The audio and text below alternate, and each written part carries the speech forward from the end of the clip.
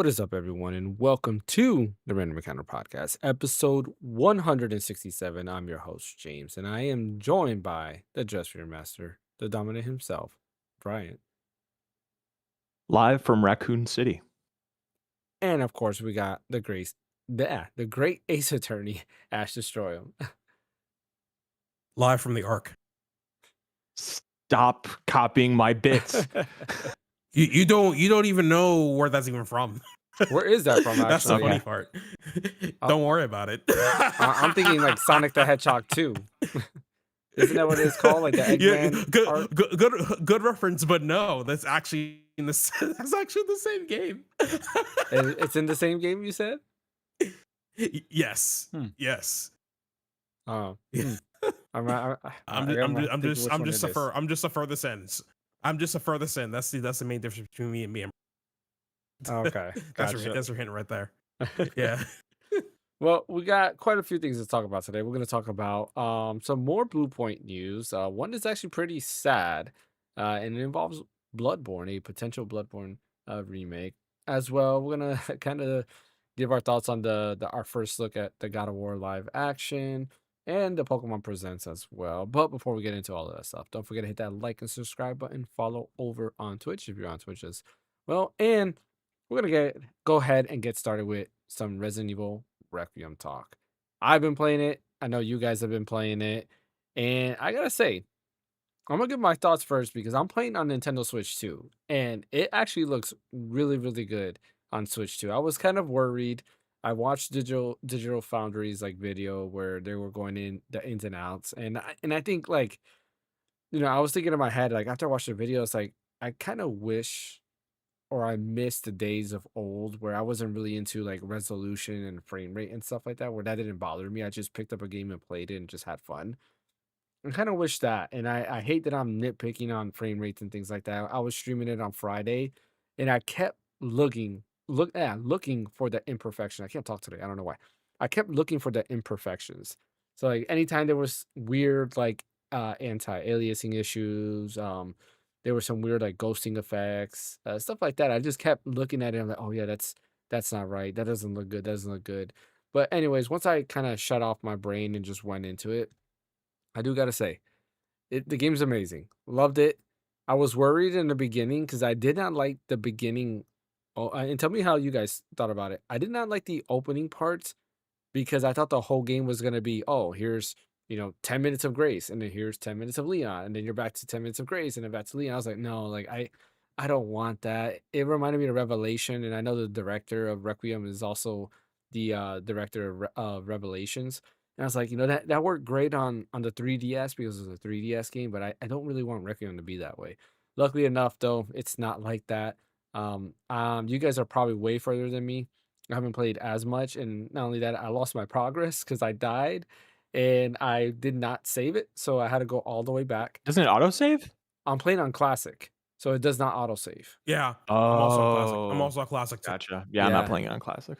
Yeah, and part of me was like, man, I should switch it to modern. It does not auto save, so if you died and you did not save, you're done. You You're have to going go back. back to that save point, and that happened to me, and I was kind of sad. I should have saved it. I also the only reason I didn't save is because I didn't have that many ink ribbons, but I unlocked the ability to do the blood, and you can like mix it to create ink ribbons. Mhm. So I had Oh, unlocked nice. that. I just completely forgot about it, and I was like, great, like I could have made ink ribbons, and I could have done So you that. could have done it, but you just didn't. Exactly. But anyways, like I'm loving the Gotcha. game so far. Like it's great. Graphically great on the Switch too. Performs so far as like a steady 60 FPS. There's like a small dip in when you're Leon and you're fighting like the area where you fought the chainsaw guy. There's a specific corner, and it's only that corner. If you go there, it dips frame rate for some reason, but the minute you leave that area, it's good. And then there's a dip in portable mode where so the part where like the kitchen dude is where he's like the chef Mhm. where he keeps it. Chopping. Yeah, so you know how you pass all of that, you pass the dude who's shutting off the lights, and then there's these stairway where you go to like the second and there's the Mhm. third floor. When you get to that staircase, for whatever reason, it drops frame rate pretty bad. Like it probably goes into like 20s, like 25 maybe on portable mode, but it's only that staircase. Luckily, nothing really happens in that staircase, but like you go to the second what do you call it, floor, like just that part where the staircase is, it drops frame rate really bad. If you go to the third floor, it's back to being 60 FPS. If you move away from the staircase, it's back to being 60 FPS.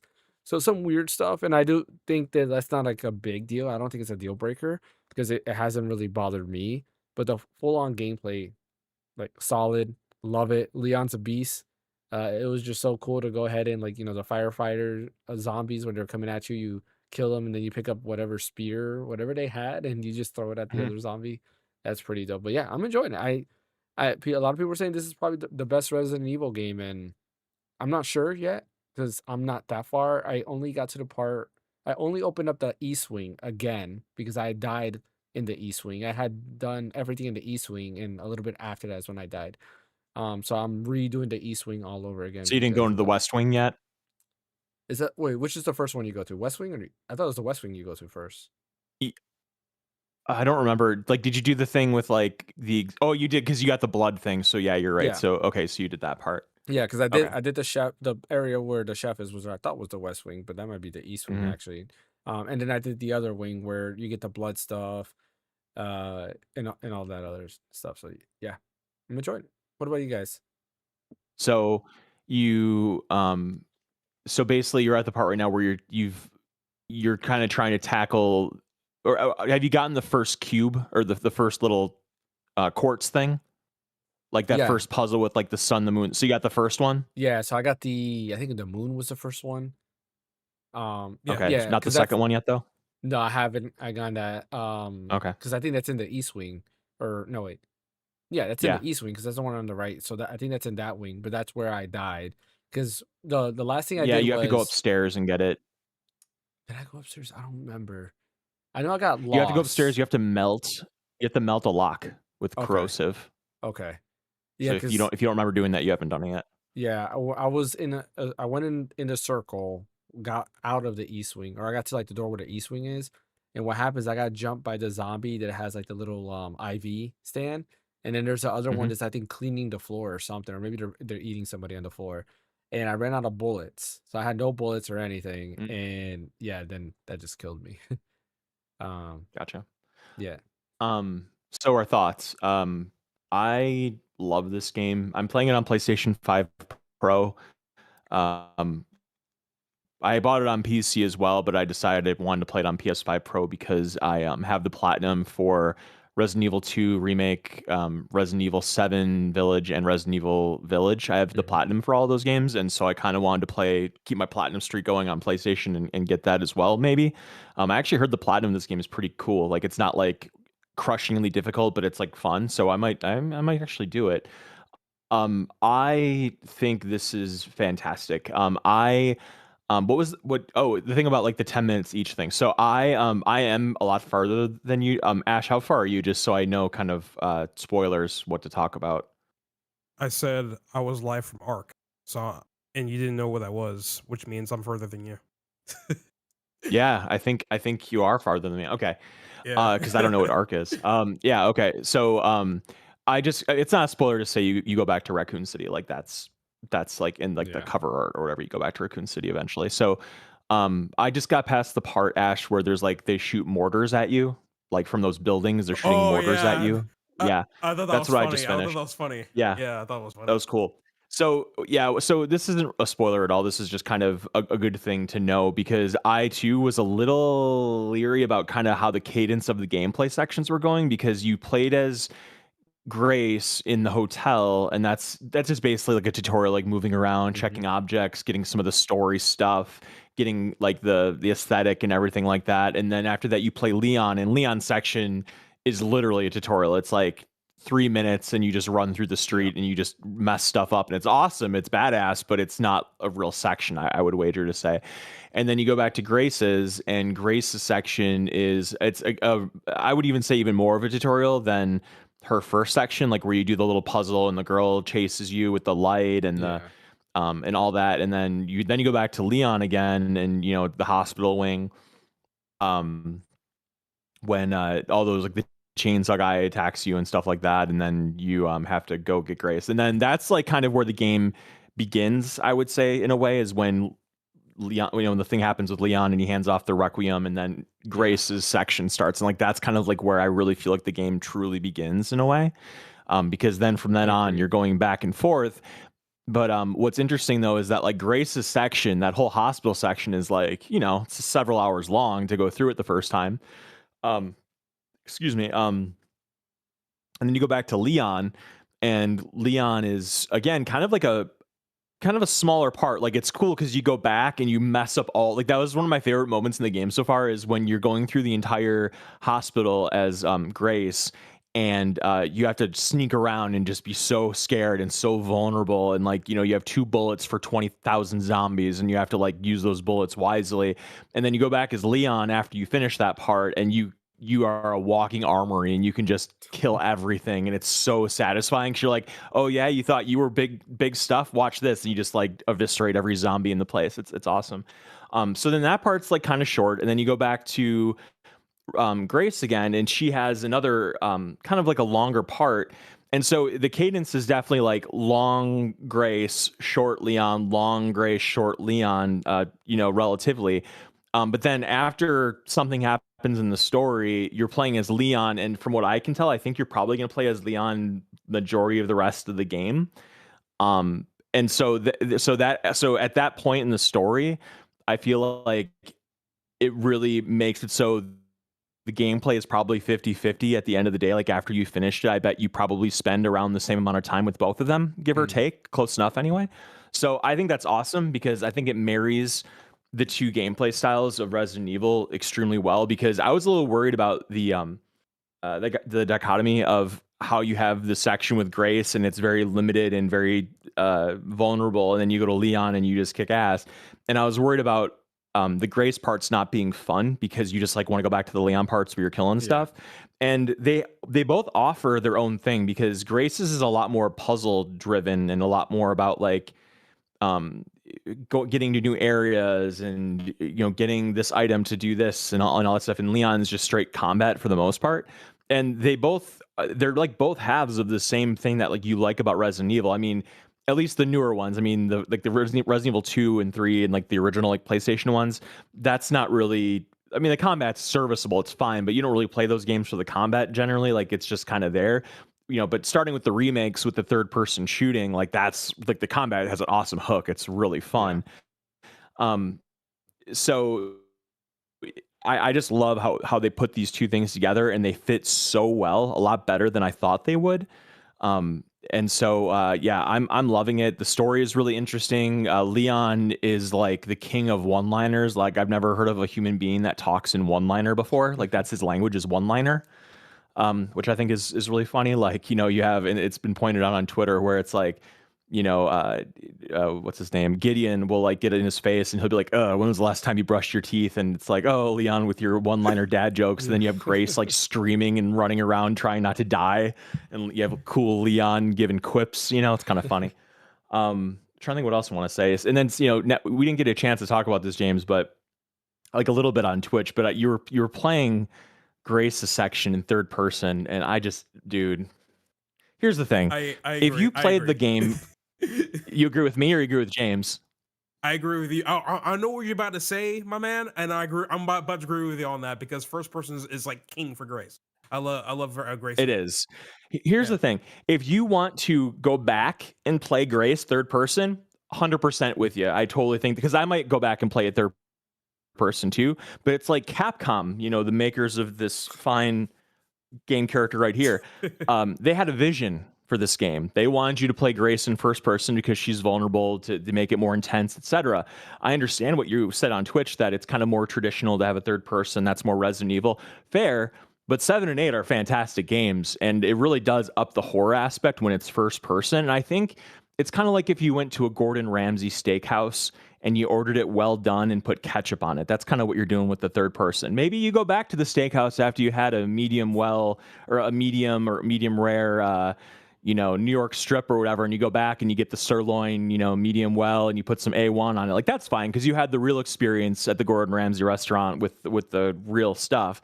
But the fact that you don't even give it a shot, James, Killing me, bro. Killing me. So those are my thoughts on I mean, Resident Evil so Requiem. I Love would have it. to disagree. I saw some side by side footage of both, and I've seen people saying like this is the way to play, and I honestly don't see the difference. Like, there's really no difference between third person, first person, except that you can see Grace versus you can't see her. Because like the camera angles and everything, even when you're trying to peek the corners, are exactly the same. You have to aim so you can look over, so you can see on the other side of the corners. You can't just look at the corner and move the camera. They actually blocked it so you can't like fix it so you can see around the corners by rotating the camera. So that's, I guess, the only thing that you can is like if you're running Well, if away. there's no difference, then you should have no problem playing in first person then, right? I just don't like No first difference. person. I do not like. I don't like anytime you give me an option of first or third person, I'll always play third person. Like Battlefront 2, remember the remake that came out? I played that in Mhm. third person. It's like I played this originally in third person. I'm gonna continue to play in third person. I'm not gonna do first person.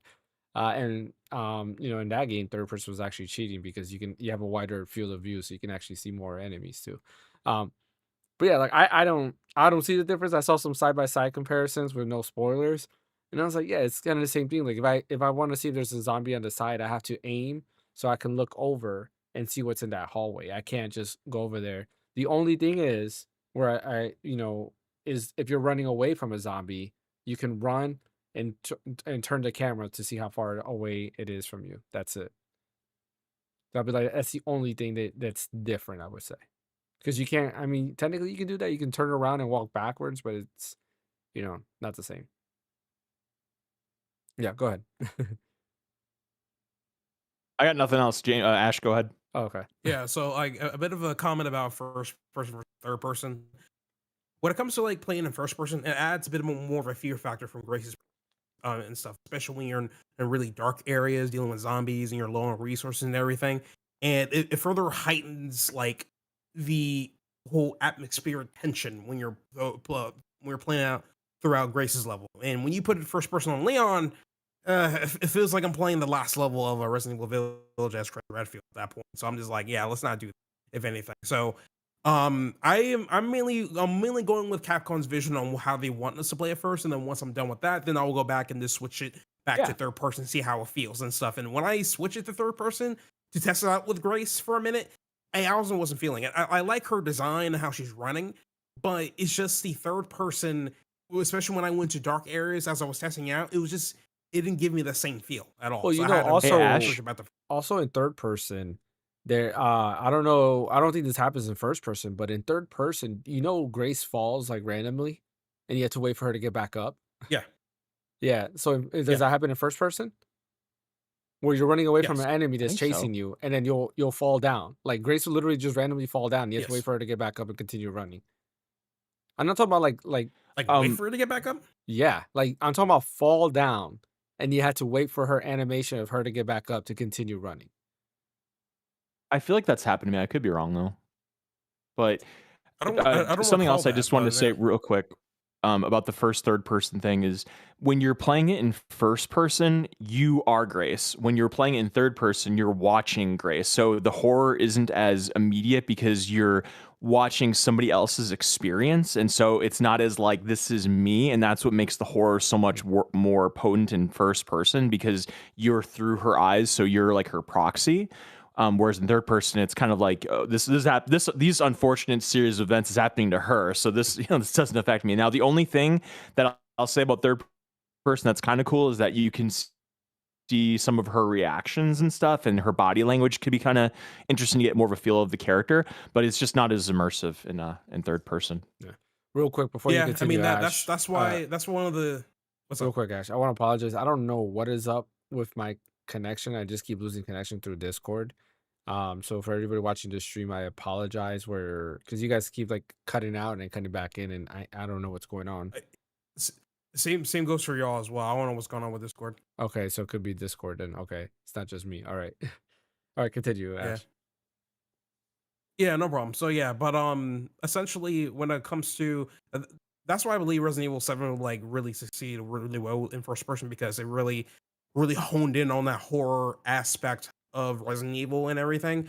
Now, I know other Resident Evil games did in second person and third person, but it wasn't as it definitely wasn't as fearing compared to like Resident Evil 7 and 8. Well, 8, it was a bit more arcadey at that point because we're outside of the baker's house and all that kind of stuff, but that's besides the point and stuff. With Resident Evil 9, it combines like the elements of Resident Evil 2, Resident Evil 7, and also Resident Evil 4. All those three games hmm into one patty, and what you get is almost the best Resident Evil game. Almost, A almost. I delicious feel like sandwich. yeah, I still think Resident Evil 4 remake is my favorite out of all of them, but this one's literally almost my favorite one because I also love Grace Ashford. Grace Ashford is one of those kinds of characters that is more a bit more realistic and more related to the audience because it's more like imagine you throw yourself How we would into react in that situation. huh? Hmm? That's how we would react in that situation. Just Exactly. like terrified out of our minds. Yeah. Imagine you throw yourself into that universe and shit. And when you Yeah. see her interact with other characters, she's always having that speech impediment when she's stuttering and everything. Yep. And I'm just like, My Yeah, this this issue is with chat sounds like her, butters. the actress is so good on nailing that for Grace. She did an well, extremely my good job issue of with that is like right away from the beginning, I was getting mad because it's like you're an FBI agent and you're coming in here freaking out. Like if I was that police officer in the beginning, I'm like, are you sure you're an FBI agent? I don't think you should be over here. Like, Well, she's like a forensics person, isn't she? I Yeah, don't she's think a she's like forensics. what's her name from Silence of the Lambs, like Jodie Foster's character Clarice, I think. Like I think I don't know how much the shit she's seen. Yeah, Like I think she got chosen maybe because of her history and because of like what her specialty was and what her yeah. knowledge was. hmm yeah, her main job was to mainly investigate the crime scene and figure out what exactly caused the said murder. So she's there after the climax.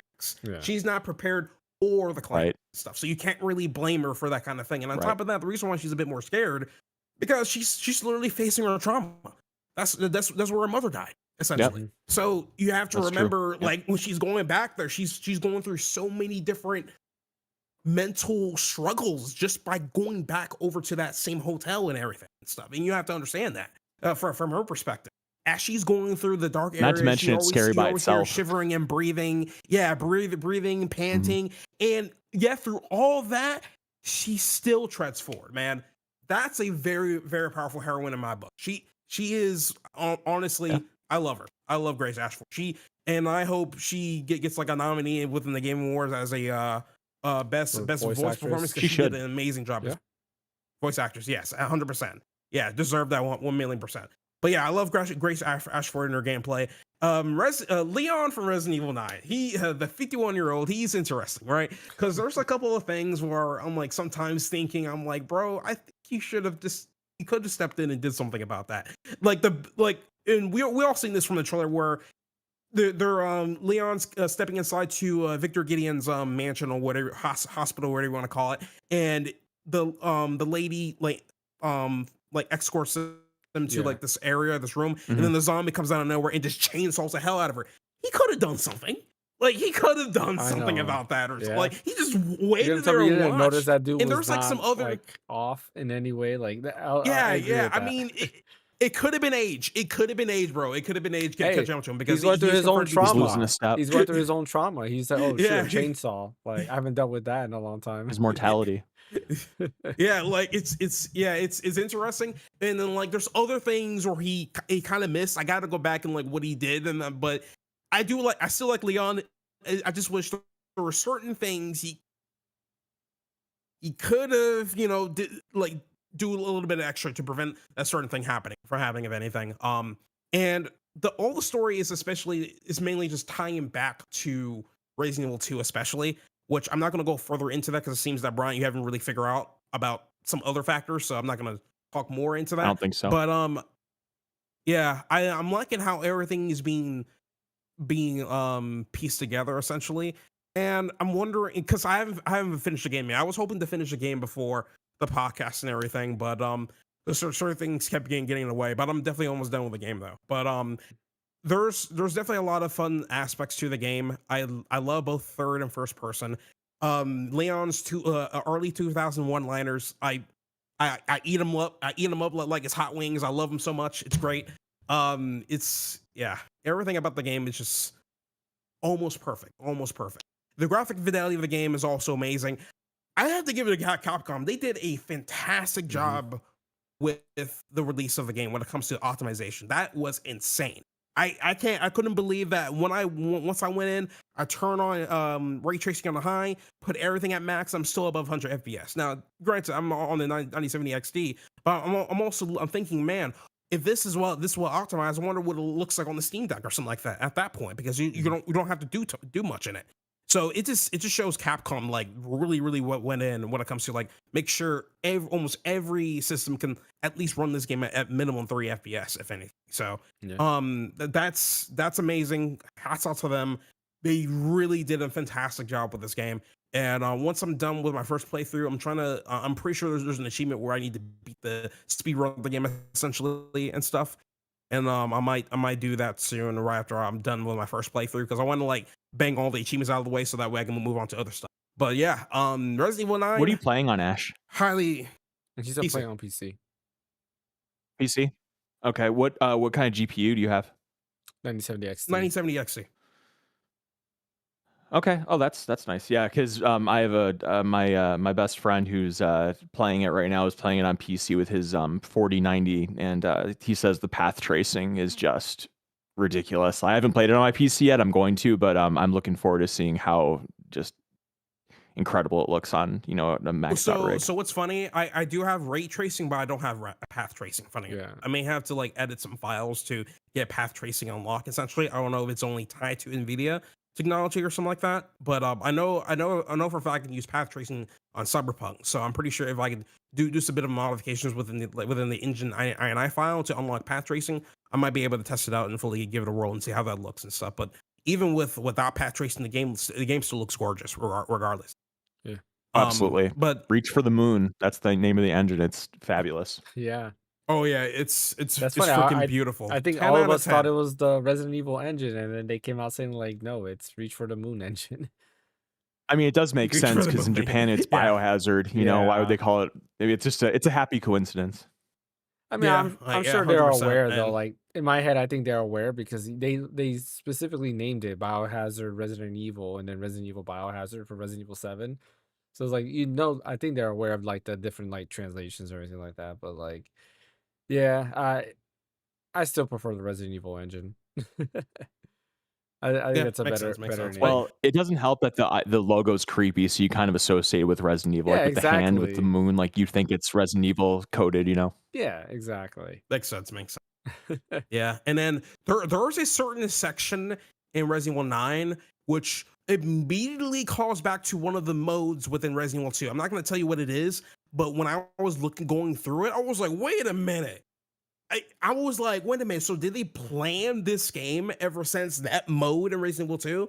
I'm not gonna tell you what it is, but yeah, I was kind of bewildered from that. I was like, oh, this game has been in the planning stage for a good while now, Yeah. which is insane. So, but yeah, I'll stop from there.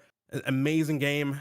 So yeah, I'll Yeah. finish it by next podcast for sure, and I'll give my final grade on it. Right now, I'm saying I'm leaning towards like a 9, probably. funny. Yeah, so same here. I'm leaning towards a 9 as Yeah. well. It's my Yeah. game of the year 2026 so far, but I mean that's not saying much. I know It's only been like 2 months, Yeah. 3 Yeah, months. Yeah. Yeah, hopefully I can yeah. finish it by the end of the podcast. Or by next podcast. We'll see because I definitely want to finish it because I also want to dive back into Pokemon Leaf Green. Like I played a little bit of it, And and Eternal Darkness. yes, and I definitely gotta do Eternal Darkness for sure. That I'll be continuing on stream for sure. So this upcoming Friday will be Eternal Darkness. But yeah, Good man. I was playing a little bit of Leaf Green, and it's just Leaf Green. It's literally the GBA game. They just ported it over, and yeah, it's fun. I never played Fire Red and Leaf Green because at that moment I was just kind of like not into Pokemon. So I just didn't really care. I thought it was too cool for Pokemon, so I never played Fire Red and Leaf Green. Um, but yeah, going back to Resident Evil, I actually thought that I was gonna regret getting it on Switch too, but I definitely don't regret it. Like I'm impressed. It definitely looks better on like PC and PS5, especially with the new PSSR2 that it's using, which is the first game to utilize the revision or revise PSSR, which is kind of cool. And I've seen like other videos. It's like wow, like that looks really really good, but nonetheless, it still looks great on the Switch too, and I'm glad I can play it like in bed, laying down, or whatever the case might be. So pretty cool, pretty cool. Yeah, eventually I'll pick it up on PC and then replay it for sure. That I will do because I own every Resident Evil game on PC. I'm gonna own it again on Switch too. So yeah. See, Juno, I believe, X Juno. I don't know if that's how you pronounce your name. Says, what if Goku never was dropped on the head as a baby? Do you think the Z fighters could take him down? There would be no Z fighters I because think I am more qualified to answer this question, yes, James. Brian. Excuse me. How Yes, dare answer you? this question. Yes, you know The everything. answer is yes. Yeah, there would be no Z fighters. Yeah, there just would be no Z fighters. He's the one that got everybody together and technically got everybody to train harder. So yeah. Do y'all think they will ever make a real Resident Evil movie? I don't know. Like, isn't there a Resident Evil movie in the works? Yeah, there's one coming. Yeah, I thought so. Like, it's supposed to be like an original script that takes place in the universe, but its own characters, and it's supposed to be more like Resident Evil. I think, right? Am I correct in saying that, or am I Yeah, making that I'm up? I'm trying to think who's directing it. Let me look it up. Yeah, I hope it's a real Resident Evil movie because like definitely the movies that we got with what's her name, Mia, whatever. Mia Jovovich. Yeah, I was not a fan. The other one that came out that I think was on Netflix was a little bit better, but not by a lot. The one that has like Are you talking? Chris, Jill, Leon, and Are Claire. you talking about Death Island? No, not the animated one. The live action.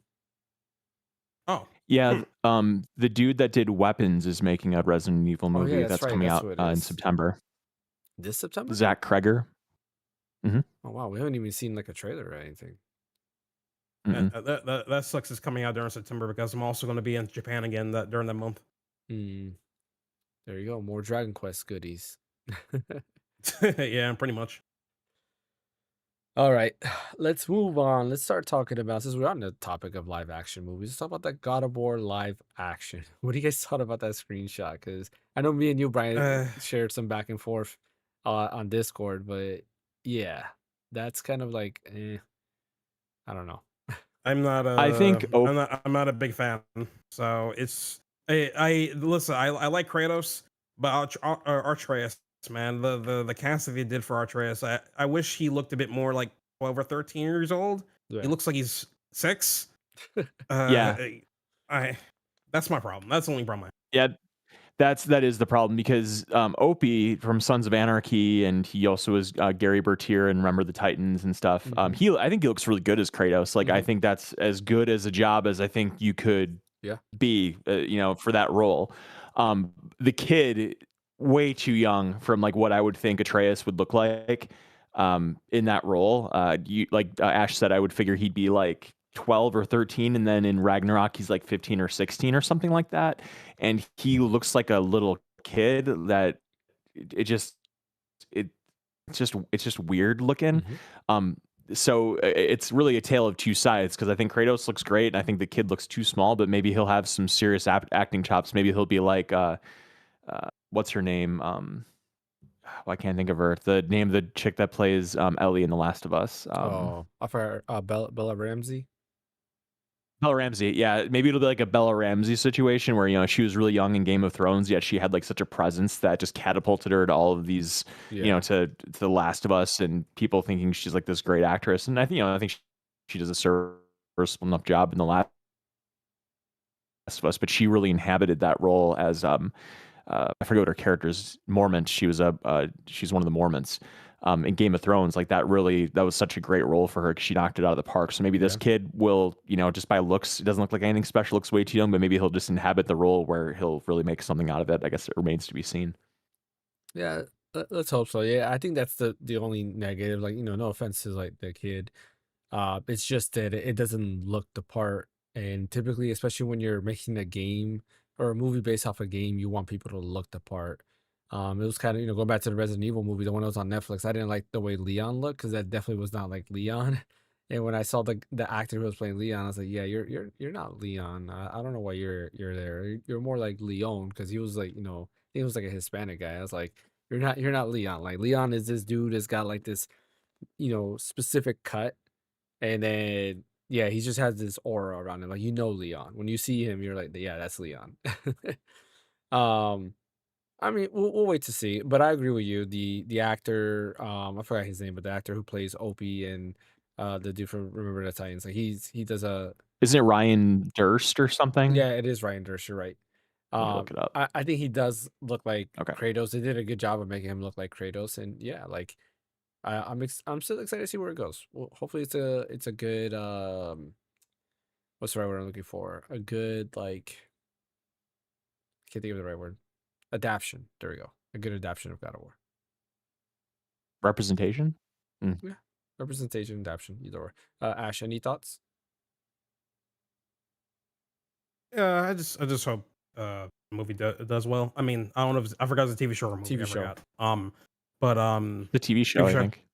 Okay, cool. I I, uh, I just really hope they just change the casting for Artreus. That's the only nitpick I got because when every time I look at the image, I'm just like, what the heck? He's 5. He's 5, You just said he was man. I 6 don't earlier. know. Now he's 5? Man, you just gotta keep going lower. He keeps getting younger and younger every time I look at the damn image, man. I don't know. It's ridiculous. It's just, bro, you gotta be looking like 12 or 13. Like, listen, if the kid was 5 or 6 in the game, then I would have been fine with it. So Yeah. it's all about looking the part, you know. But yeah, that's pretty much about it. I normally don't give like video game show adaptations that much notice, but like I may give it a shot for God of War and other Mhm. shows too. I might also give that Fallout 4 show as well. Wait, is it Fallout 4 or just all Just Fallout? Fallout. Just Fallout. Fallout? Okay, makes sense. Makes sense. You haven't seen Yeah, Fallout? nah, Oh, it's a because like fantastic show. I played Fallout before I played Fallout 3 and I also played a bit of New Vegas and then 4. I couldn't really get really neck deep into it, so I was like, I don't like Fallout. why would I get into a TV show if I don't like the game? You know? Yeah. I don't like the game, and the show's great. I agree. Like I Oh, don't like the really? game either, Hmm. and I enjoyed the show too. I haven't finished the second season, but like I do like the show. It's It's very pretty good. good. Okay. Yeah. Remember, I'm not the Western RPG guy. So like usually Western RPGs I'm kinda like, eh. But like the show is really good. I do give props Right. for that. Okay. Yeah. Cool. Let's move on. Let's move along with some more Sony news, which has to do with also single player properties. And that is Sony might be focusing their single player initiative back to exclusivity on consoles, which is very interesting because it looks like they're walking back their original process of putting their games on PC and PlayStation. And instead, it looks like they're going to have their single player games specifically or exclusively on PS5, where Wolverine being the first game to be PS5 only. What do you think about that? I think on the business side, and actually to preserve the way gaming is, I think it's a good thing because then that kind of keeps the PlayStation ecosystem going, right? Because now you need a PS5 if you want to play Wolverine and any other game coming in the future. I'm curious to hear your thoughts, Ash, because I know you haven't bought a PS5. You're the only one of us who doesn't have a PS5, and that's really because every game has been coming to PC. So what do you think about this? So what I personally think is that they should have just stuck with the PS5 and never released anything to PC at all. Yeah. Why would they listen? Like, even though it wouldn't benefit me at all as primarily a PC gamer, they should have stuck to their guns and stick with PS5 exclusives on the PS5. Hmm. And now they're rolling it back. Yeah. Like, what's the point of even doing that in the first place? You know. So like, whatever they want to do and stuff, I don't really care as much. I kind of like lost hope on the PS5 a long time ago, per se. So if it turns out if Wolverine becomes PS5 only, I'm perfectly fine with that, or any other game going forward at this point. Because for one thing, I already have a roommate that already owns a PS5. So if I really want to play a game that bad that's on the PS5, I'll just borrow my friend's PS5 and play it off of that instead. You know. But I just, in my personal opinion, I felt like they should have just stuck to their guns and like stuck to their guns like Nintendo and keep their first party PS5 titles only on the PS5. So stuff like Ghost of Tsushima stay on PS5. Both Death Stranding games stay on PS5 because I know for a fact Death Stranding was supposed to stay on PS5, but they say, you know what? No, Kojima, put it on other platforms. I'm like, bro, what? Like, what are you doing? And then there's like so many other games that should have stayed on PS5 and stuff, because I too also want to like preserve like the traditional way of how console wars was, if anything, because people say, hey, we got these games and stuff. Meanwhile, you have these games and some people. Certain consoles were known to have specific exclusives, and Nintendo still keeps that title. But when it came to Xbox or PS5, at that point, it didn't even matter anymore, because both of those games from both platforms are going to come to PC anyway. You know, but yeah, it's not really going to make me go out and buy myself a PS5, PS5 Pro, really, because I don't know. Sony themselves, they're definitely not the same Sony that I remembered back then.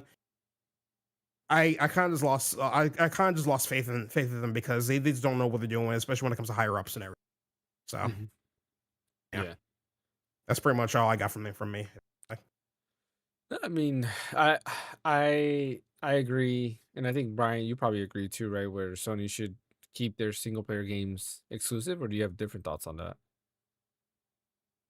Um, I uh, I understand the mindset behind why they did it, because I want to say the first game that they released for PC might have been Spider-Man.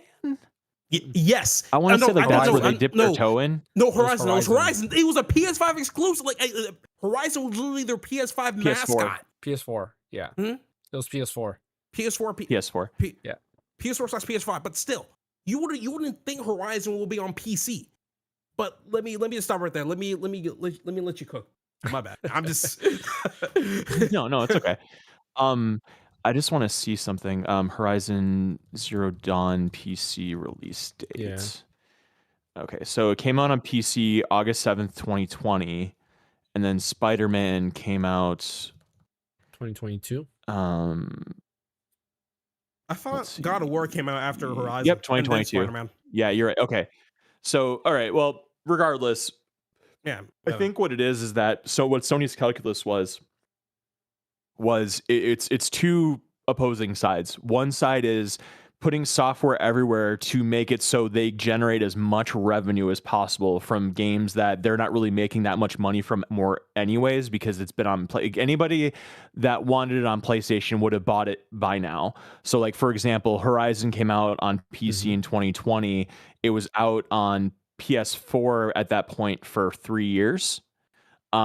So like the sales already would have happened for it by and large from people that really wanted it on console. So releasing it on PC, you're not diluting the PlayStation 4 sales because it was 3 years after. You're just going to get more PC sales on the back end. And I think that's kind of what their strategy has been going forward, is that they're doing these timed releases because they want to get the brunt of it on their hardware so they get the most from it, and then they can sell even more software as just kind of like a little bonus at the end of it. But then the other side of that scale is how much are they diluting the value of their brand putting these games on PC? Because if you can get it on PC eventually, why should anybody own your hardware? Yeah. And I'm kind of like in the middle. Like, I want these games to be experienced by as many people as possible. Like, I have a friend or two that plays pretty much exclusively on PC, and I want them to be able to play the games. Like, I'm not one of these console warriors that gives a crap about like, oh, Sony, PS5 games need to stay here because I'm a PS5 fanboy. Like, I don't care. Like, I want these games everywhere. I mean, the only thing that I do care about is that it can kind of, in a way, dilute the value of having a console if it comes out day and date with a console release, PC and console release. So then the more they do that, and the less the time period is between release date on PS5 and release date on PC, it just starts to feel like, why am I playing on a console at all when I have an extremely powerful PC that can run these games better? Like, yeah, I might have to wait 6 months, but I have enough of a backlog where I have more than enough to play for that amount of time. So I can kind of see both sides. At the end of the day, though, yeah, I'm glad that they're kind of reining in a little bit, because I do think that they've gone a little too far to the other side, where they're just giving away all their properties to PC, even if it is a time later. Like, I'm trying to think, Death Stranding came out I think in September, August, September, I want to say Death Yeah. Stranding 2, and then Death Stranding 2 is gonna come out on PC next month, so that's gonna be 6 months, give or take. And so that's like kind of where I'm like, I don't know about that. Like, I'm glad it's coming out because I want everybody to play that. I want Kojima to have success. But when you're talking strictly about the brand evaluation, bringing these first party titles to PC, that's where I do think they can be a little bit more conservative and really appreciate what they have in the console market. Yeah. Yeah, for me, like my take on this is I do not as a fanboy, but I do think that like Xbox, PlayStation, Nintendo should keep their exclusives, right? Going back to the era that I grew up in, is like I bought a PlayStation because PlayStation had exclusive. I bought Xbox because Xbox had their games, and I bought a GameCube or whatever the case might be because they had their games as well. And I think that's what keeps the ecosystem running, and like not only that, but it drives innovation, drives all these unique properties because everybody's trying to one up each other. And honestly, Yeah. that's why how we got to where we are at with gaming. But like to me, since they started going multi-plat, it just seems like everything started falling flat. Like the more everything started blending together, there's not any creativity. Like I'm the type of person where I think truly to have unique experiences, and all of our best, if you got to think about it, like all of our best inventions and everything out there was because there was some type of constraint, right?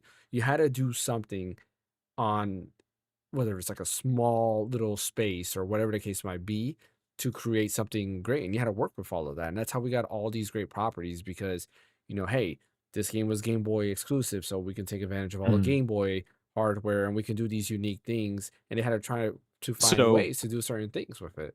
Yeah. What are you saying?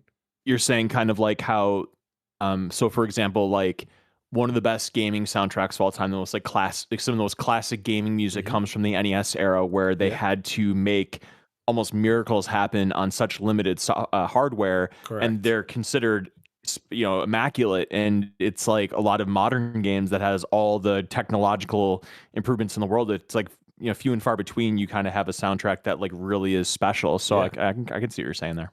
Yeah, and in the same sense, like in game development, like even to this day, Nintendo properties are always unique because yeah, the Switch One, right, it was underpowered compared to PS5, but they knew what they had and they worked with what they had and they found different ways to have that unique experience. Where I feel like the PS5 era specifically, like that started kind of going away because it was just like a generic experience. But when there were certain things like Astrobot that had PS5 exclusive features, such as the gyro, the triggers, and everything like that, it is super cool to play a game that utilizes those things. And it's like, I want more of that. And I hope that, PlayStation continues to go back, specifically with single player games. When it comes to multiplayer games, I think I kind of get it. Like, if you want it to be a live service, it should be on all platforms because you're gonna need to keep that service going forever. But for single player games, I think it just makes sense to have it locked to one platform. Now, again, I'm not a fanboy of any means, and I'm saying, hey, like PC players, like you know, screw you guys. Like you guys don't deserve that. No, by any means, like it was kind of cool to see Spider-Man, Ghost of Tsushima, God of War, and Horizon on PC, and see it take advantage of like the ultra wide screen effects and all that other stuff. But at the same time, I think for PlayStation to continue to exist as a property, they need to focus on their console because PlayStation really is the console. I mean, look at Xbox. Xbox is just dead. It's Microsoft gaming now, and I don't think that benefits anybody, honestly, when it comes to just gaming innovation or anything like that. Because now in our heads, it's really just Nintendo and PlayStation. And then, of course, you have PC gaming, which is good for third parties. But when it comes to first party support, there's really nothing like that. So that's my thoughts on that. I think the Mhm. overall I think the overall theme here is you and I, James, want the console exclusives mainly because we can attach like a label or identity to those said Yeah, platform stuff. yeah, And for so far, from what I see from PlayStation, it's just PC. yeah, Because at that point, why do I need to buy a PS5 if Sony has, to me in my head, so when Sony has already given up partially on the PS5 and pushing their games already onto PC already, you know? Mhm. So I'm like, I'm sort of maybe happy, a little happy that they're going back on focusing on the console first, but Lord knows when they actually backtrack on that and say, hey, screw it, let's put all our games onto PC again or something like that, Yeah. because knowing with this upper management these days, yeah, I don't know, man. Yeah, I mean, that's exactly it. Like when you mentioned, you have no reason really to get a PS5 because of that. Like I have a PS5, but it's like I have no really reason to use it because if I want to play Spider-Man 2, I could just play it on, unless I have PlayStation Plus, I can play it right now, but like I can buy it on PC and play it on my Steam Deck or play it on something else. And that kind of eliminates the version. But for me to play Final Fantasy 7 Remake or Rebirth rather, I had to use my PS5, and that was like really the last time I used my PS5 was for that. Well, I played a little bit of 16 as well, but like that's really the last time I really used my PS5 was for Rebirth because it was exclusive on PlayStation, so I used it there. But now everything else is available on PC for the most part, minus Ghost of Yote. Um, that's it, right? Just Ghost of Yote. I mean Gran Turismo, Yeah, I I think guess, so. or in Demon Souls. I don't even I don't even know if Ghost of Yotei is even confirmed for And PC. Astrobot. Oh, and Astrobot. Yeah, yeah, that's right. Yeah. So we'll see what happens in the future, and hopefully, Sony sticks to that and gets more creative and bring back Sony Japan Studios because they need to come back. We need Gravity Rush 3. Um, but while we're on the topic of Sony again, let's talk about Bluepoint. So some breaking news came out a little bit after the podcast, maybe the next day, I want to say, where apparently what happened is Bluepoint actually did pitch a Bloodborne remake. And apparently Sony was okay with it, but From Software is actually the company that said no, not to touch Bloodborne, which is interesting. What do you guys think about that? What are the sources on This was, I think, was it Jason Schreier, I believe, is the one that posted that. That he had Yeah, a it's been widely source. reported. Yeah, he had a source Hmm. that came in and said that they did pitch Bloodborne and Sony was okay with it, but From Software didn't want. Which is kind of weird. Like a lot of people are like, why do Souls or allow Demon Souls but not Bloodborne? And I'm kind of iffy on that too, because I'm like, to my knowledge, Bloodborne is a Sony property, so they can do whatever they want, unless From Software owns a portion of that. But I don't think so, because it's kind of like, Demon Souls was Mhm. also a PS3 game, so maybe it needs it more. I mean, Bloodborne, I think Yeah, the internet consensus is that like it doesn't even need a remake, or it just yeah, needs to be brought up with like 60 frames per second, and maybe up the resolution and call it a day. yeah, Yeah, pretty much. Like that's like true. a PS5 update essentially. Yeah, And but we never got that. We never got that at all. yeah. So we were just Right. asking for the bare minimum. Yeah, I think it's interesting, and I do agree. Like Jason Schreier, he's pretty good. He has definitely sources, so I kind of believe his reporting, but I don't. Well, I definitely believe what he says. I just don't know if I believe the person that's saying this. I don't know. I just find it weird. But he was interviewing Blue Point employees, and that's where he got that from. Um, I don't know. I just think it's kind of weird that From Software would just say no. Not only that, like From Software would have the power to say no when this is a Sony property. It's not a From Software property. My my only problem with this story is that, yeah, of course, Jason Schreier reported it, but at the same time, the information he's going based off is like a he said she said moment from Yeah. somebody from Bluepoint, right? And it could be one of those things where, let's say, I work for Bluepoint, but I'm the person that has the least amount of privileges when it comes to you accessing data or something. Yeah. And Jason Schreier interviews me and said, and I said, oh yeah, freaking Bluepoint pitch Breath of Fire 4 and they got approval from Capcom and stuff, but Sony didn't want to go through with it, right? Like, but the thing is, just because I'm from Bluepoint, that doesn't automatically mean that my information will be 100% correct. Yeah. So I think Jason Schreier had enough confidence that this might be 100% true per se, but and I believe in that within the story, he didn't like literally bring up the name of that said person because that person might get in a whole lot of trouble Oh yeah, for with sure. probably with Sony. Or Bluepoint is not defunct now, but possibly from FromSoft, if anything. Yeah, I mean, if that person would have said, "What are you gonna do? So Fire me?" Like, basically, yeah. But it's just I don't know. It's I would say like its validity probably is probably like 70 to 75%, only because Jason Schreier was the one that reported it and everything. But it's weird that FromSoft doesn't want the remake to happen. If anything, it's weird. It's a yeah, weird thing to say. I don't know. And maybe it could be something because that for the longest time FromSoft wanted to do something with Bloodborne, but Sony kept denying him that opportunity. yeah, And then when Bluepoint came to the picture and wanted to do the remake, FromSoft is like, "Oh hell no, that's our baby. You can't touch it," or something like that type right. of deal, you know. So and me just saying that, like you need to take it with a grain of salt at that point because, like you said, James, like uh, um, Bloodborne is supposed to be owned 100% by Sony. Mhm, All FromSoft did was develop the game and stuff. mhm. So I don't know how they had any word into that decision in the first place, Yeah, and if anything, they right? co-developed So because it Japan Studios also was part of the development process. yeah, 100%. So I'm just thinking there's something that's not right here because Sony has literally all the authority to like green light that whole project from the get go.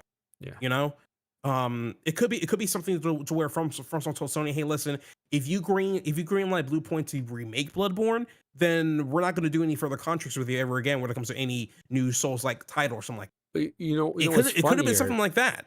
though, right? Is Sony owns, I think, half of Kadokawa, which is from Yeah, and Software's parent Kadokawa also company. owns FromSoft. Yeah, Yeah, exactly. yeah. So it's like, Yeah, it's weird. It's weird.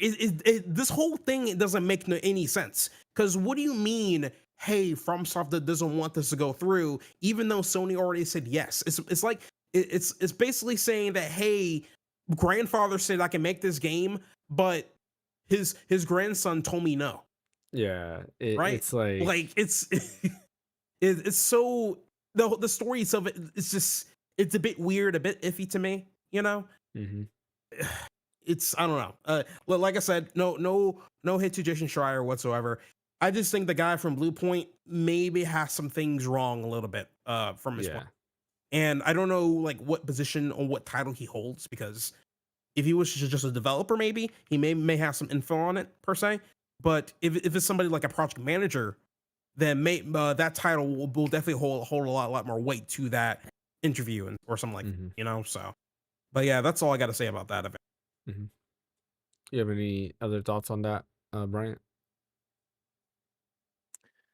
No, not really. I mean, the only thing that I think is just so blatantly obvious is their reluctance to just literally put a dollar bill under the ground and watch a money tree explode like 10,000 pinatas.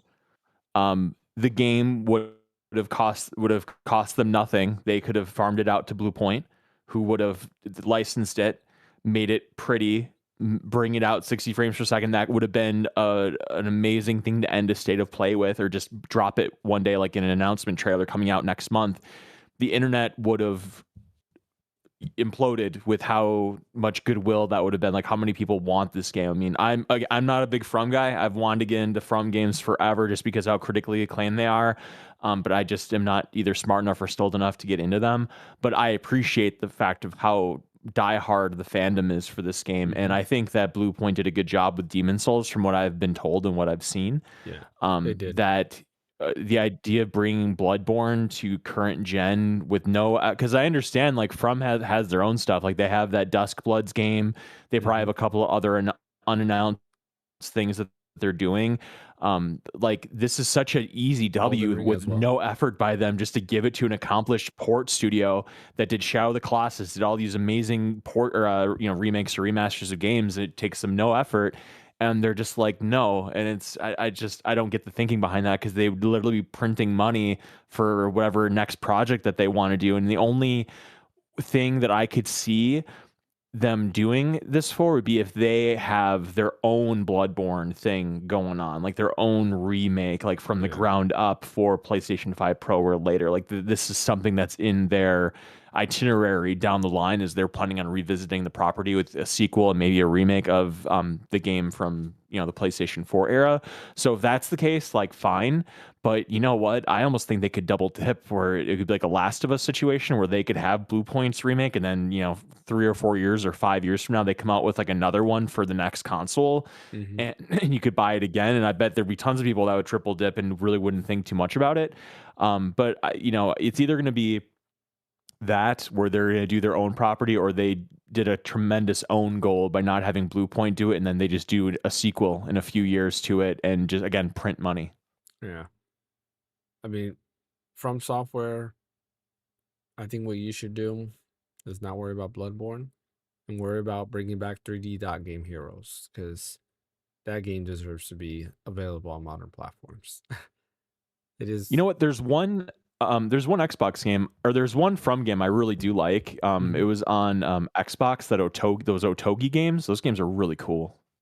I don't know which game that is. What is it called? Oh, it's called Otogi. What's it? Myth of Demons. Hang on a second. Otogi. Yeah, Otogi Myth of Demons and Otogi 2 Immortal Warriors. If you look up gameplay of that on YouTube, they are amazingly gorgeous games. They're action games, Okay. and they're Xbox games, and they're actually on Xbox backwards compatibility for Xbox Series, and they're gorgeous games. Like the art style, because it's one of those things you're talking about where they had limited. It was an Xbox game that came out, Yeah. in the early 2000s, and so they had limited resources, yet they made a game look beautiful and very appealing to the eye, and very cool to play. So I definitely encourage you to check that out. I'll take a look in that. I didn't know that. Yeah, published Yeah. by Sega. Interesting. Mhm. Has anybody here played 3D Dot Game Heroes? I have. Okay. Very cool.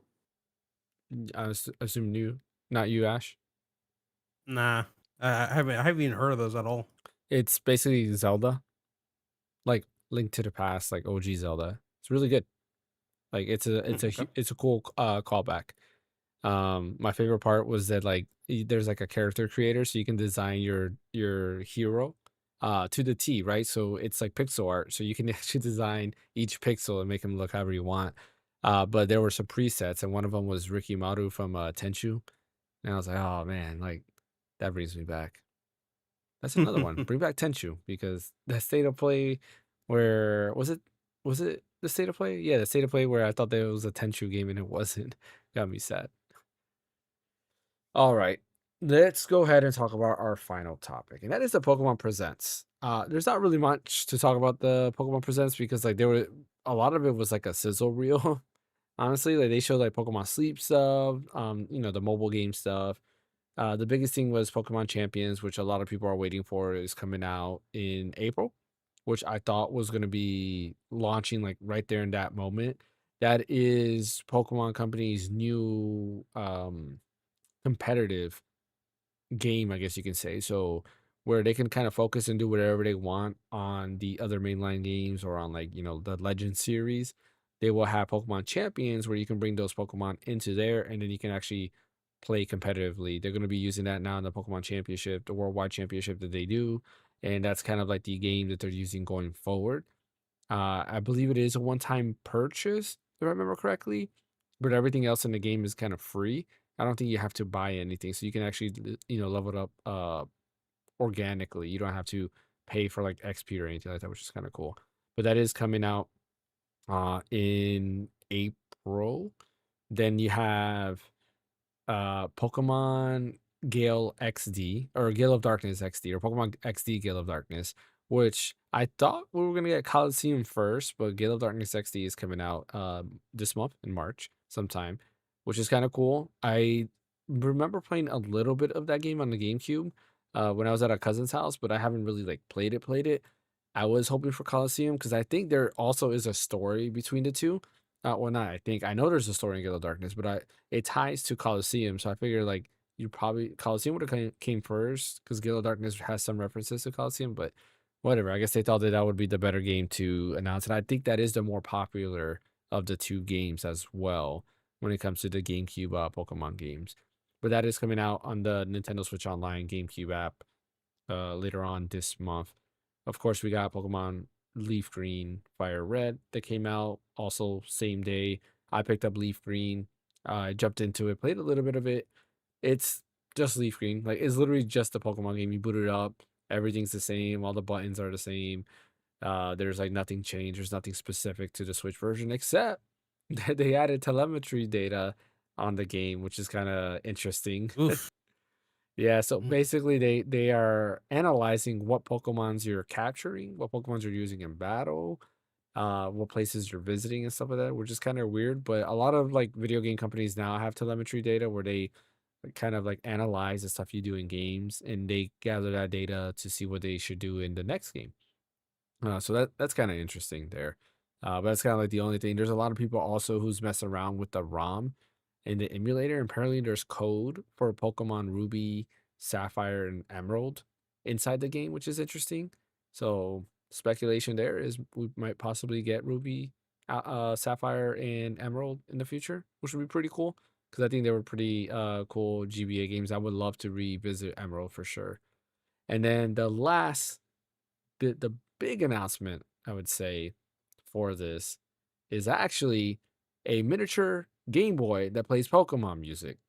No, that's not the last big announcement, but that was pretty cool. Like it was kind of cool to see that miniature Game Boy where I it's have thoughts using. about that. Well, what are your thoughts on that? I thought it's cool because it's Game Boy hardware with the cartridge, and apparently they're using the actual Game Boy hardware to reproduce the sound. So that's why it sounds like exactly like the Game Boy does. But yeah, what are your thoughts?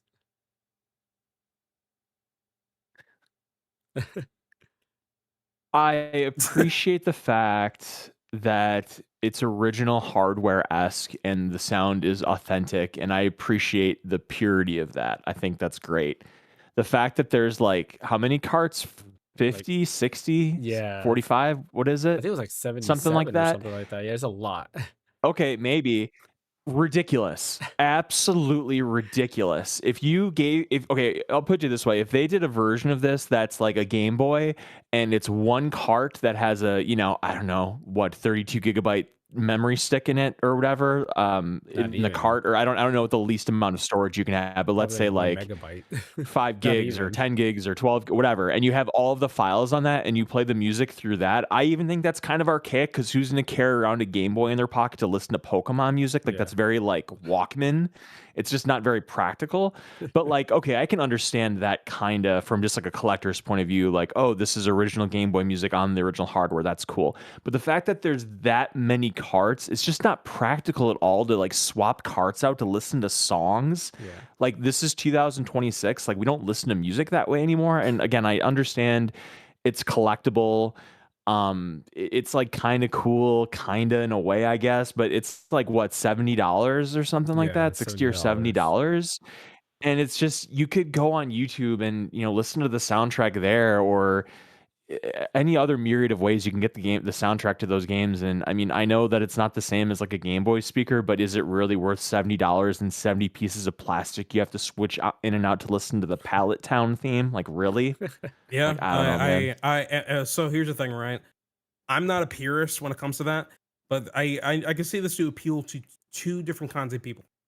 One, collectors, and 1 million%, because, ooh, and they're going to make some bank off of that. And Yeah, then it's already sold secondly, out. yeah, I'm not surprised. And then the second is there are certain audiophiles out there that can like understand its ultimate purities of Game Boy music, and it is insane. It's insane. I saw YouTube videos of people doing video essays on why you should play all the original GBA games on original hardware, and it's insane. And they go like 30 minutes to an hour about how the 16-bit music sounds so much better compared to like doing it through an emulator or on modern consoles and stuff. I'm just like, wow, Well, yeah, because they had that's specific like hardware for the sound. and they had to Yeah, utilize that. exactly. It's like similar to CRT TVs back in the day.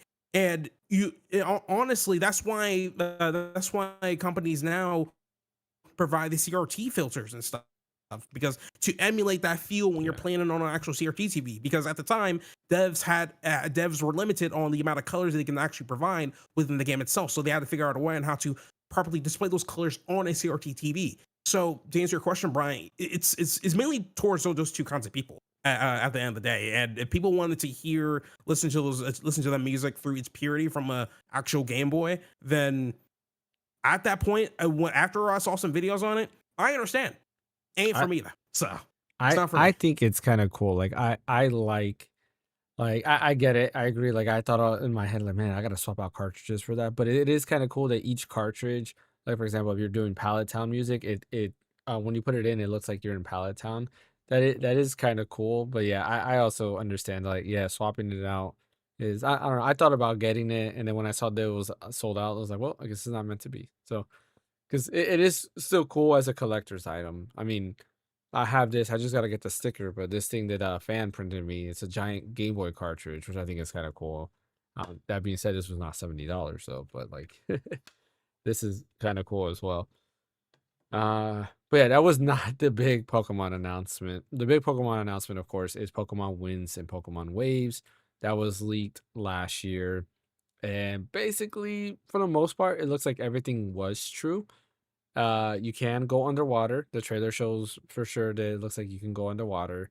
The whole being island aspect, I think in the leak it said that it's supposed to take place in the Hoenn region, but it's like a little bit out of ways, but it's like close by, which is kind of neat. I'm very curious to see like how the gameplay is gonna be and like what's the story. Is it gonna be gym battles or is it gonna be something else? My biggest thing with it, and I think everybody knows, is the graphics. They're actually good. The graphics are actually looking good in this game. Like doesn't look like it's gonna be a Scarlet and Violet thing. I know already people are complaining that it looks like it's 30 FPS. I'm fine with 30 FPS if it's turn based, like, yeah, whatever. Could it be 60? Yeah. If they utilize, DLSS, it probably can hit 60 for sure. Maybe add a quality or in performance mode. But nonetheless, the water physics look great. Like the waves look amazing. The water itself looks amazing. The gameplay, like the shadows look amazing. This does look like a step up for sure compared to what we were getting with Scarlet and Violet and all the previous games. And it definitely looks like they're using a different engine because everything else just looks a lot better. Even the Pokemon look a lot more detailed than normal. What we know about the game is there is the winds and waves, depending on which version of the game you get. Your character will have a different outfit, which is kind of interesting. Like one of them has like a white, like I don't know, is it like a cowboy, like a fedora or something like that hat? The other one is like a blue hat that you have, and you have like blue clothing. That'll be for waves. They showed off the starters. I think the starters look cool. The first time in a while where I think I like all three starters, and I think they all look great. I'm kind of leaning a little bit more to the was it Gekwa, who's the water one, but I also like the what's his name, Braum, I think, or something like that. The chicken Pokemon. Also leaning towards that one too, because those are pretty cool looking Pokemon. What else? Yeah, that's it. I mean, not much that we know about except that it's coming 2027, and yeah, hopefully we'll see it in the future Nintendo Direct. How about you guys? What do you guys thought about that announcement? Love the dog. The dog one. What was his name? Yeah, the What fire were their dog. names? Pom Dom or something like that. Let's see. I think Oh, you're is he like orange or yellow Yeah, or something like that? he's yeah. Okay. orange. Let's see. Yeah, Yeah, yeah, Palmbon. yeah. Yeah. I think he has the most derp face, which I like. Oh, I said Braum for the chicken is Brout. I don't know where I got Braum for or from. Oh yeah, the professors. The professors are now, if you have Pokemon wins, it is Mr. Windychew. Pikachu is your professor. And then if you have waves, is Miss Wavychew, which was the female Pikachu that they showed next to the other Pikachu. And that's the waves, I guess, professor that we know of as of right now, which is kind of cool. But go ahead, Brian. I don't really have anything else to say. Looks good. I will say that in regards to the Pokemon Direct or whatever, that Mhm. surprisingly, I'm actually thinking I'm gonna pick up Pokepedia, or not in Pokepedia. What is it? Pokopia or yeah, I think it's no, Pokopia. Yeah, that's it. Yeah, I think actually they said it is pronounced Pokopia. I think yeah, that's how it's officially announced. Pokopia. Pokepia. Yeah. Yeah, I'm gonna pick it up. It looks really cute. I like it. I I thought about that. Oh yeah, they did announce that. I forgot to announce that or talk about that. They did announce the Rotom DJ where you can play classic music in there. I think that is kind of cool. I thought about picking it up because I really like Dragon Quest Builders 2. I thought that was like, it's the same developers doing this. The downside is so far I don't see any action. I was hoping for some action, so we'll see. It does look like it's like a cozy game, which I don't mind. I love Harvest Moon Back to Nature back on PS1. Like that was like one of my games that I went to, and then I bought it again on GBA when the GBA version came out. But I don't know. We'll see. I'm eyeing it too, and I'm probably will pick it up. Ash, any thoughts on Winds and Waves at all? I funny enough, I never seen the trailer, but I did see images like of the starters and everything. The only thing I would say is I'm just really hoping Game Freak actually puts more effort into like the overall presentation of the game and stuff, especially when it comes to like adding more voice acting to certain scenes and stuff. Mm-hmm. Now, I'm not asking to do voice acting for every line they do in the game, but if you're gonna do like big scenes with certain important characters, or only tie the voice acting to like main quests, do that or something. Because it was so off-putting when you have that one female character from Scarlet and Violet that was like doing the whole motion. We were zooming onto her with some different feel effects, and she's mute. I'm like, what happened? What? It's so anticlimactic. It's insane. So I'm just really hoping that they're actually putting effort into the development, the Yeah. presentation, everything. And yeah, I don't know. It's I want to continue to support the Pokemon games, but if they haven't like learned from what they did from last time, then what's the point of me supporting this game in the first place? I want to see more. Well, see what comes out from it. I don't care how perfectly graphic the game looks, because I know you're talking about how the waves look in the game, James, and everything. But I just want to Mhm. see if they actually do the bare minimum in the other categories of an RPG stuff from that point Yeah. in time. I think yeah, And definitely hopefully they do that. definitely you should look at the trailer. I think you might have some separate thoughts on it, but I agree. Like gameplay, of course, is always first. So I am curious about that. I can care less about voice acting. Like that to me just never bothers me. Whether it has voice acting or not, but gameplay for sure is the biggest thing that I'm interested in. Um, I was gonna say one thing and I completely forgot. Now, They need to up their animations too, because hmm since then I feel like the best animations they had was from Gale of Darkness. It was a GameCube game yeah. out of all things. Well, So in hopefully they up that too. Legends ZA, they did good with the animations. So Was it they better than Gale of Darkness though? I've never played Gale of the Darkness, so I can't say. Yeah, yeah. Once it comes out, man, you got to give that a shot, man. I Because I Gale of will. Darkness, yeah, it's one of those things where why Game Freak definitely took a step back when it comes to like overall production value Hmm. into their Pokemon stuff. It's just that's the stuff I'm like harping on a lot. Now the voice acting, that'll be brand new for like a Pokemon game, but the stuff that you already know how to do, but yet they're lacking on it. Come on, Yeah. for crying out loud. But we'll Yeah. see, we'll see. When I play it, definitely we'll have to revisit this conversation when I play it. Yeah, But like, sure. because Legends DA, they did really, really good with the animation. I was impressed. Where they had unique animation for a lot of the moves. It wasn't just a copy and paste. For some of like the bigger moves, which was kind of cool. Where compared to Scarlet and Violet, like every move was basically the same animation. It was just dumb stepping forward 1 foot and that's it. Um, so they did a good job with Legends DA for sure. But yeah, Pokemon Winds and Waves coming out 2027. So next year, which is good, gives them time to cook, right? So we don't have get another Scarlet and Violet situation. So I'm happy. I was hoping it to be this year, but I think in the leaks they said it was going to be next year anyways. So that gives them time. They can release, Ruby, Sapphire, Emerald, especially if this takes place in Hoenn. It makes sense to release the Hoenn games so you can kind of explore the other parts of the island. So yeah, I'm excited. Hopefully we'll see more at the Nintendo Direct that's gonna happen in next week. I'm calling it next week, Nintendo Direct, because Mario Day Wow. is what, Tuesday, right? Of next week. March 10th, right? Mario, yeah. So I think it's Yeah, that's next Tuesday. Tuesday. Yeah. So Hmm. I'm calling it. It's gonna be that Thursday, Love your or maybe optimism. Tuesday on Mario Day itself. I like how you're saying that, Brian. But the thing is, it makes too much sense for them to Yep, do a direct next Tuesday. I agree. So But I still like the hope and dream. got it. Hey, I could be wrong. It could be this Thursday. It could Oh be before. man, from your lips. Yep. Imagine that. Imagine that. Alrighty. Did you guys want to talk about what we've been playing? Because I feel like we're all playing Resident Evil, so there's really nothing else to talk about. Or was there anything else you Yeah, want to Um, mention? we was all been playing Resident Evil. So yeah, I mean, I don't know. Resident Evil. Yeah. Yeah, because there's nothing else I've been playing with. Oh, there is one thing I do want to mention. So you guys remember the mobile pad controller I had, right, for the Switch? Do you remember me showing you that? I don't have it with me because I don't have my Switch one. I used it on my Switch OLED. It was a controller, and I told you I had a really good grip, and I liked it. They had Maybe. it.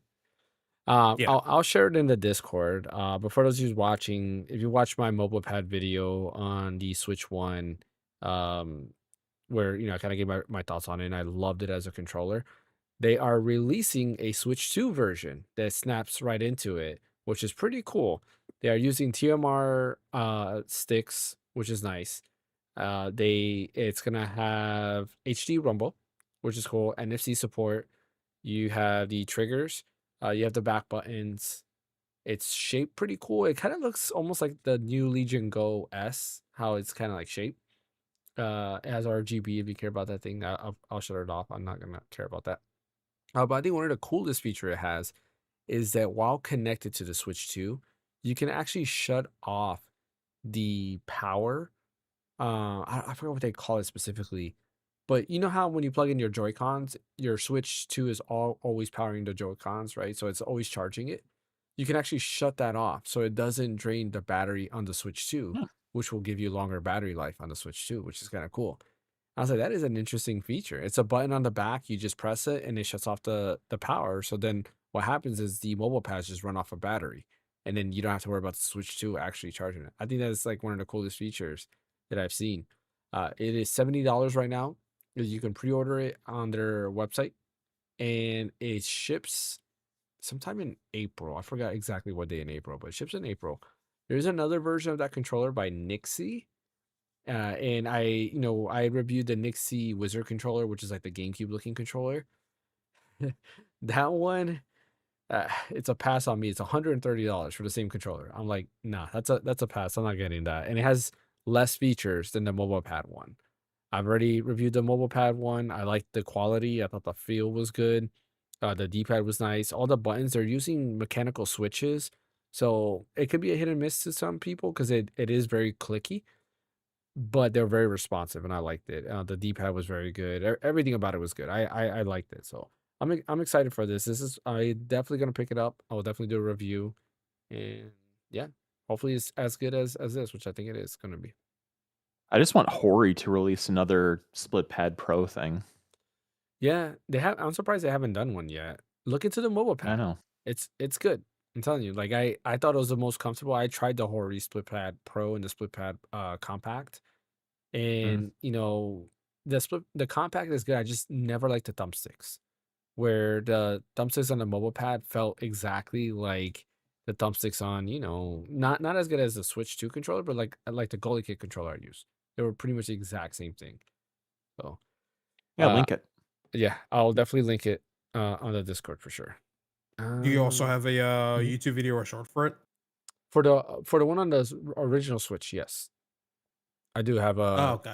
a YouTube video. I don't think I did a short on that, but I do have a YouTube video where I gave my review and my thoughts and how much I love it. It's nice. It has Okay. turbo, Okay. making Final Fantasy 8 easier for the boost mechanic. So that's always a good if you're a Final Fantasy 8 fan. I gotta like take advantage of the turbo mode sometimes. I have controllers that have turbo mode on them, but I never like actually try to utilize. Yeah. I'm the same way. It's just the the PS1 controller I used when I played Final Fantasy 8 was so easy to enable turbo that all I had to do was press a button and then press whatever button I wanted to hold, and turbo would go ahead and like be utilized, and then I let go and it'll stop. And I just feel like in order to enable turbo on all these controllers nowadays, it's just a little bit more of a hassle. Not only that, it had a display on it, so I can see what button had activated turbo, which was pretty cool. Very, very awesome third party controller. Like definitely one of my favorite PS1 controllers. I used that for a long time until the wire broke. Yeah. Yeah, PS1 was that era of gaming was good. PS1 and 64 and whatever else was around that time. I can't remember. Cool. Anything else anybody wants to mention before we end today's podcast? Play Resident Evil 9. Doesn't matter which platform, you'll love it. Trust me. Yeah. The optimization is definitely there for every platform. All right. Well, that is the end of today's podcast. Appreciate everybody for joining. Hey, the titles are now changed. I'm actually able to fit the random encounter in the title, and I'm gonna get a little bit more creative. So now it's no longer Trey podcast; it's the Random Encounter podcast on all the titles going forward. So now I think that could be a little bit more. How can I put it? Easier to find. And I think I might grab people's eyes because now it's the Random Encounter versus Trey. So like, you kind of figure out like what it's about. So yeah, going forward, it will be the Random Encounter podcast, and it won't be Trey podcast. So if you do look at the playlist, it is kind of weird that everything's Trey podcast, and then it's the Random Encounter podcast there. But yeah, I am excited to keep using that in the name. I'll be back Friday with Eternal Darkness stream, and then of course next Sunday we will have the podcast. So thanks for watching. Don't forget that like and subscribe button. Follow over on Twitch. Ash, where can I catch you at? You can find me at YouTube at Ashram. What about you, Brian? At red_so_deep on Twitter. And as always, you can catch me right here at the Random Encounter. We'll catch you guys next time.